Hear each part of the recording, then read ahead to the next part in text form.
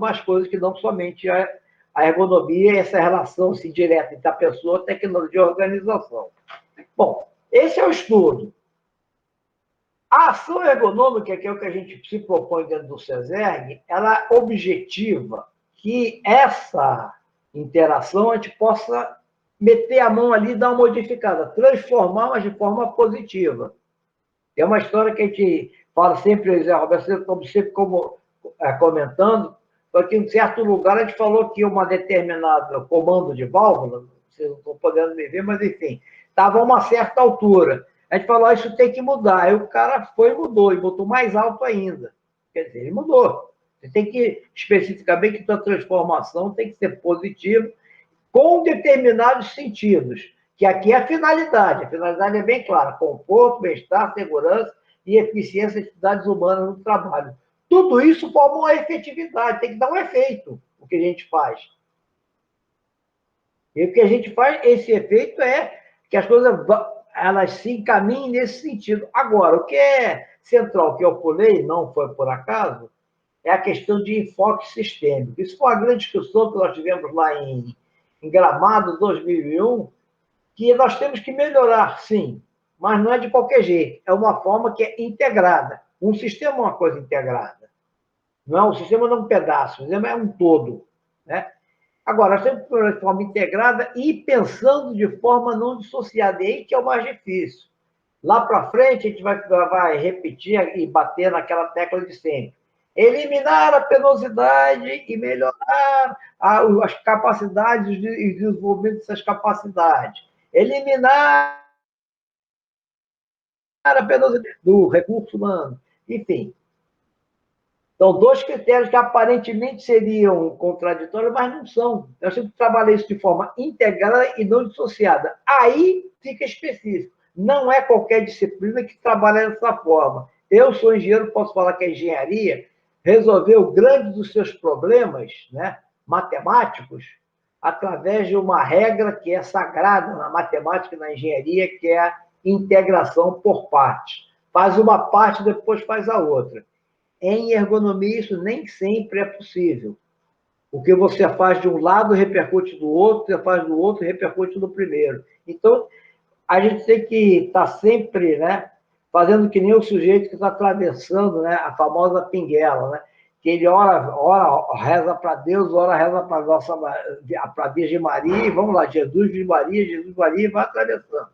Porque você não sabe muito o que pode acontecer, e a própria pertinente da ergonomia lidar com essa multicritério, esses múltiplos critérios que estão acontecendo dentro do encaminhamento das suas ações. Então, isso vai repercutir, talvez, na metodologia também.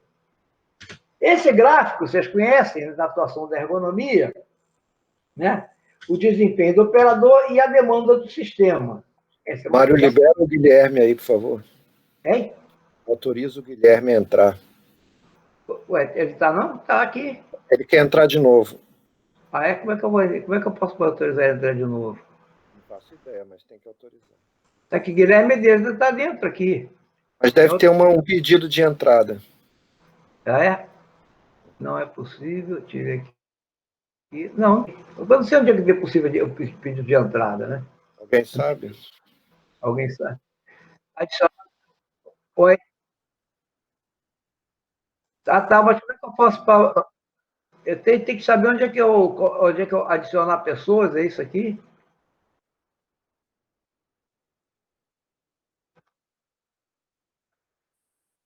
Tá bom. Deixa adicionar pessoas.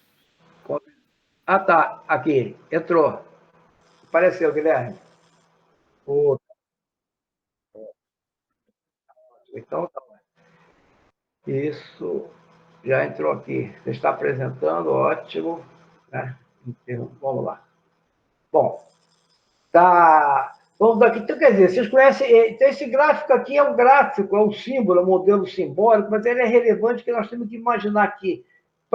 Chamando de sistema a combinação entre tecnologia e organização, e pensando na pessoa que ela tem capacidade de desempenhar, mas até um certo ponto, a gente tem que conseguir estabelecer um conceito na organização que o desempenho tem que estar uma margem, tem que ter uma sobra, uma folga entre a demanda do sistema composto pelo que exige a organização e o que possibilita a tecnologia. E essa folga vai ser fundamental, porque qualquer coisa que acontece, né? Qualquer coisa que acontece faz que a demanda do sistema suba. E qualquer problema que o operador tenha faz que o desempenho dele desça. Então, em um dado momento, você vai ter uma demanda superior à capacidade de desempenhar. Não vai dar certo. É mais ou menos a hora que, um dado momento da vida, você fica descoberto no banco, o banco devolve o seu cheque. Depois o banco descobriu que era melhor dar um cheque especial e cobrar juros extorsivos, mas isso é outra discussão. Bom, e aqui está a dinâmica do sistema de trabalho, né? Ela é importante, né? Porque tem esses 4 pontos aqui, esse slide que estou apresentando não é o bom, mas daqui a pouco eu vou fazer uma pequena pausa. Tem 4 aspectos aqui que é importante de pensar. Primeiro, pensar em ergonomia de alta qualidade significa que todos os nossos processos são muito bem definidos e têm finalidades bem claras. O enfoque sistêmico da ergonomia, que já comentou um pouco, vai nos dar a possibilidade de tratar de várias coisas de forma integrada e não dissociada. Para tanto, nós temos 2 elementos. O nosso objeto não é a pessoa, isso é importante na metodologia. Ergonomia não se dirige à pessoa, dirige sim à situação, às ações que ela está fazendo, em que condições, em que contexto ela faz essas ações. Então, não é sobre a pessoa, não é uma medicina ou uma psicologia. Ela tem que se dialogar bem com esse campo, ter uma colaboração nesse sentido, mas o objeto é o contexto em qual ela trabalha e como ela trabalha. Daí, as 2 expressões básicas, trabalho imaginado, real, e o trabalho obrigado. Obrigado no sentido que ele tem que trabalhar de uma determinada forma, em alguns casos o sujeito consegue dar um jeito e manter a continuidade do sistema, e depois é acusado de ter violado as normas e procedimentos. O que é um paradoxo, ele conseguiu salvar o negócio, mas ele é culpado exatamente por isso. Ah, você salvou... Tem um filme muito interessante que eu recomendo a todo mundo ver, é a obrigação de todo egoísta conhecer esse filme, da primeira cena até a última, chamado Sully, que é a história do aviador que pousa com um avião lá no Rio Hudson, em Nova York. É extremamente importante que ele mostra com clareza artística, e o cineasta, a arte, o cinema tem essas possibilidades, que o sujeito tomou a melhor decisão possível e os parâmetros que as pessoas se baseavam para julgar essa ação eram parâmetros irrealizáveis por um ser humano. E comparando o ser humano a uma tomada de decisão, ao mesmo tempo automatizar, ele deveria ter feito outra coisa. Mas o cara consegue demonstrar que não há ser humano que consiga trabalhar naquelas condições. Não havendo ser humano que consiga trabalhar naquelas condições, não há ser humano que possa ser condenado por ter trabalhado naquelas condições diferentemente ao preconizado. Então, o que seria uma violação, na verdade, era uma solução. E esse é um debate essencialmente da ergonomia, embora seja num campo cognitivo. Existem também situações que você não vai conseguir, daquela forma, carregar tantos pesos para lá e para cá. Tem um trabalho super interessante feito pelo Lavigne, quando ainda era vivo, lá no conservatório, que ele estudou o pessoal de mudanças, o pessoal que muda, tira a mobília de uma casa e leva para outra.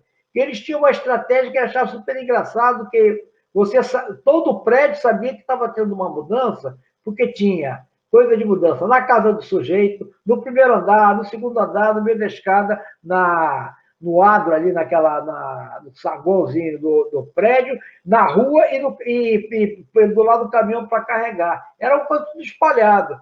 Então ele achou aquilo esquisito e foi tentar entender por quê. E fez um estudo fisiológico, e esse estudo fisiológico mostra, se você quiser carregar um grande peso, ainda que dividido em 3 subpesos, mas ainda assim bastante pesado, e carregar tudo uma vez no lugar que você está querendo até o final, em pouco tempo você chega à fadiga, ao cansaço e não faz mais nada. Enquanto fazendo uma divisão maior e fazendo pequenos deslocamentos, utilizando o tempo de retorno para uma pequena pausa, uma respirada para pegar outro pequeno volume, nessa situação, você consegue carregar todo o material, né? E ao final do trabalho, você ainda tem condição de prosseguir a atividade. Você não está em estado assim, de fadiga no seu limite. É uma pesquisa, vamos dizer assim, muito importante, que mostra que aquela estratégia está correta, embora ela pareça uma estratégia assim esquisita, os vizinhos reclamam e tal, mas enfim, mas a mudança é um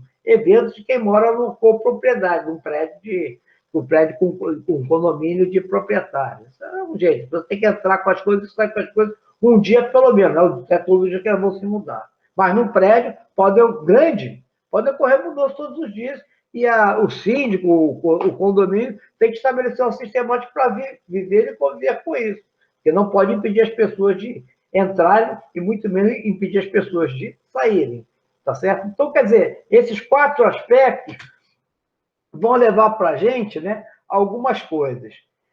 A primeira coisa importante que é a ergonomia, ela é uma combinação do que se chama pensamento sistêmico e pensamento holístico, que eu tendo a juntar essas duas coisas numa mesma sistemática. Ou seja, um pensamento em termos de sistema, sistêmico com relação ao processo de trabalho, né? O enfoque sistêmico, ele significa basicamente duas coisas. Que você tem a primazia do contexto sobre o que tivesse sido decidido anteriormente. Por exemplo, se chover, muda tudo. Então, o fato de chover, que é um dado do contexto, é primordial que tinha sido estabelecido antes.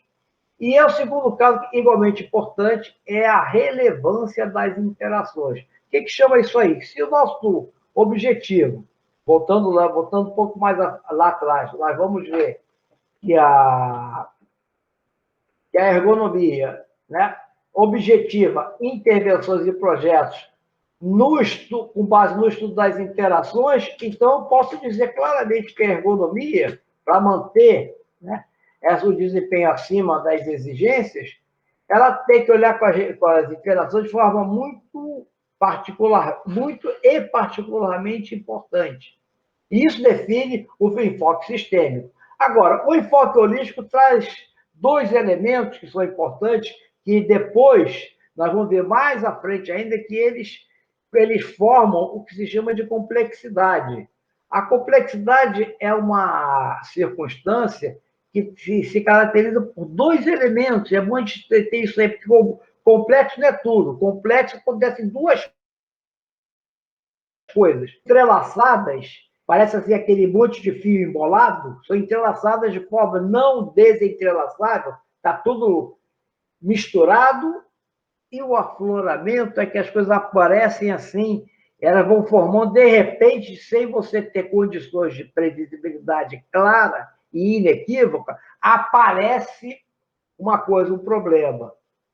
Então, por exemplo, o da chuva, você está trabalhando a céu aberto, você pode até prever. Eu vou trabalhar com uma coberta. Se chover, está coberto. Ah, tá bom, mas está coberto. Ainda tem algum tipo de previsão. Você não pode saber quando e se vai chover. Você pode prever a impactação da chuva para cimentar a sua laje e botar uma lona por cima para cobrir e trabalhar independente do fato de chover ou não. Você consegue contornar o problema ambiental dessa natureza. Mas tem outros que não dá. Por mais que a cidade esteja hiper organizada, uma tsunami pode reverter todas as expectativas e inundar a cidade. Foi o que aconteceu numa usina nuclear no Japão, foi o que aconteceu em algumas cidades, até mesmo aqui no Arraial do Cabo teve um tsunami, uma onda maior um pouco, que causou alguns estraguinhos aqui pela orla. Por quê? Você não tem como imaginar um negócio dessas proporções. Você tem a defesa, a proteção, até um certo ponto. Quando passa desse ponto, você não tem como prever. Então, essas duas coisas, se a gente pensar a junção de um sistema onde o contexto ele é o mais preponderante, mais do que o plano que você fez, e as interações têm que ser entendidas muito cuidadosamente. Se misturar isso com essa questão do afloramento, do entrelaçamento, nós formamos um sistema complexo que vai ser a nossa maneira de pensar no trabalho. Se a gente pegar isso aqui e pensar no trabalho, quantas coisas que acontecem durante o trabalho que não estão previstas? A nossa aula hoje já começou assim, com o afloramento de várias coisas que a gente não conseguiu prever por falhas diversas e tal, mas estão aqui. E a relevância das interações, talvez nós tenhamos uma saída devido à prestatividade do Guilherme em conseguir um jeito alternativo de fazer a gravação até que a gente consiga entender o procedimento nessa estrutura que nós estamos. Enfim, assim é. Né? Bom, esse é o primeiro. O segundo é a questão do enfoque sistêmico,